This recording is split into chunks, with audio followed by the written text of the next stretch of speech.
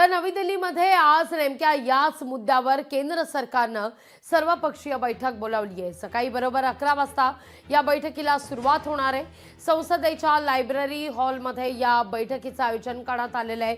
बैठकीत सर्व पक्षातील खासदारांना ऑपरेशन सिंदूरची माहिती दिली जाईल।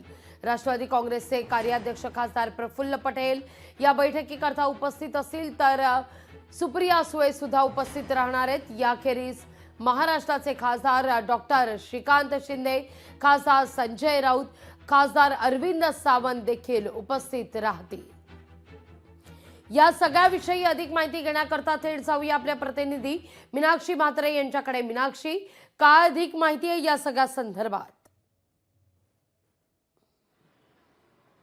निश्चितच ऑपरेशन सिंदूरच्या पार्श्वभूमीवरती आज दिल्लीमध्ये सर्वपक्षीय बैठक जी आहे केंद्र सरकारने बोलवलेली आहे। आज सकाळी 11 वाजता ही बैठक दिल्लीतल्या संसदीय म्हणजेच लायब्ररी हॉलमध्ये पार पडणार आहे। त्यामुळे केंद्रीय गृहमंत्री अमित शहा हे उपस्थित असतील। सोबतच आपण पाहतोय की जे संसदीय कामकाज मंत्री आहेत किरण रिजिजू हे देखील उपस्थित असतील। सोबतच महाराष्ट्रामधनं जर आपण पाहिलं तर राष्ट्रवादी शरदचंद्र पवार यांच्या पक्षाकडून सुप्रिया सुळे या देखील उपस्थित असतील। मागच्या बैठकीमध्ये देखील सुप्रिया सुळे या उपस्थित होत्या।